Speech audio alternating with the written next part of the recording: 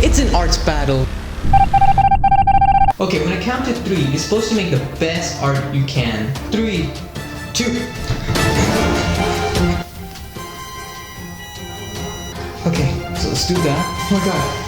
What? Oh wait, you done? I think you're tired now. But how? What? How did you do that? Wow. So this is a drawing robot made with Arduino right there. And well, this draws amazing art like this. And just follow along till the end of this video to learn how to make it. And this is not that hard, honestly. Let's make this robot. And here's what you'll need. So before we make this robot, we first need to set up its electrical components. And really, it isn't that hard. Just follow along. Okay, so what we're gonna do is we're gonna start rotating this motor so that this will cause vibration to the robot and it will make it to move all around. That will cause the pens to start drawing on it. So let's get the motor moving. And currently, what you'll need is the L293D. So remember, you might see other chips like this. But remember, this is the one that you need. And let's get the breadboard, the power supply bank.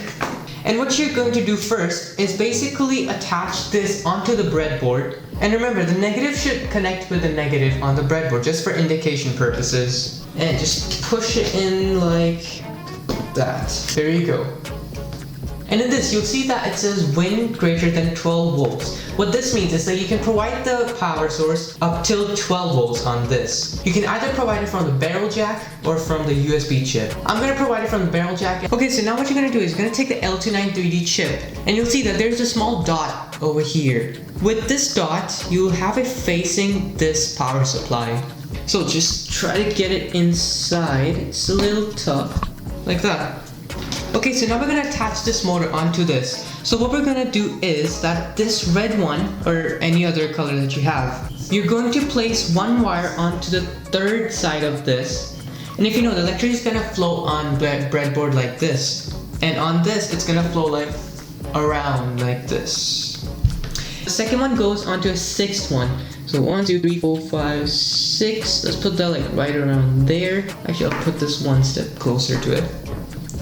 This is how it's looking like so far. And remember, it does not matter the order that you're putting it in, because what this will cause is the polarity to switch around. Because if it's plugged in like this, the motor's gonna run like this. But if you switch this order, the motor might run like this. Okay, so now we're finally attaching the Arduino to the circuit. So we're going to put one wire on the ground, and we're going to place this ground wire onto the negative side of the power supply. And then the next male-to-male wire goes from pin number 5 to the first line on this L293D chip.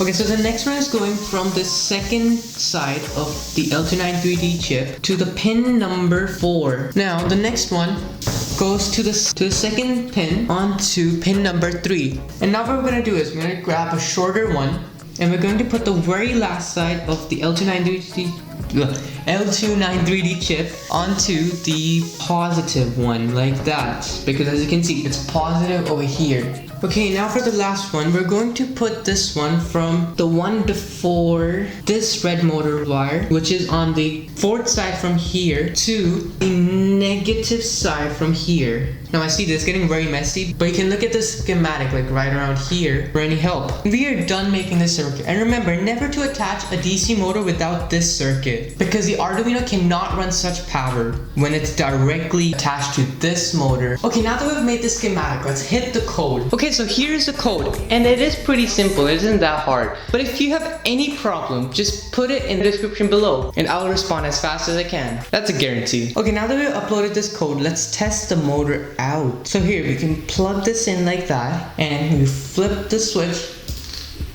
and it's working. Look at that. The code is working perfectly fine. So right now it's the fastest, and now it's slowing down, and it stops, and now just wait for it, and boom, it switched the order. So we can see that the thing is working perfectly fine. And now let's carve out our robot. Okay, now here's the best part. We need to dissect this robot from here. So 1 point, 1 point, 1 point, 1 point. There's going to be 4 points right here so that the pen will stick out like this. And we can open it like this, and the robot will move from the vibration of the motor from right over here, and the pens will move around, and the robot will move and draw on the bottom of it like this. So while you're doing this, just consider the weight factor of the robot, because if the motor is too small and the robot's weight is too much, then it will be hard for the robot to move freely, pretty much. Okay, so let's go. First I'll carve out the place for the motor. There you go.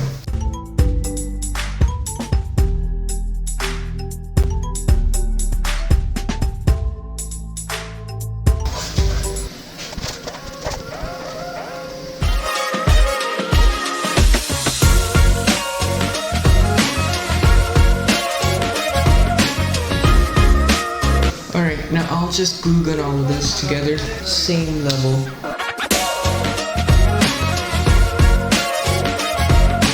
Just before you secure it, just make sure that it's all on level.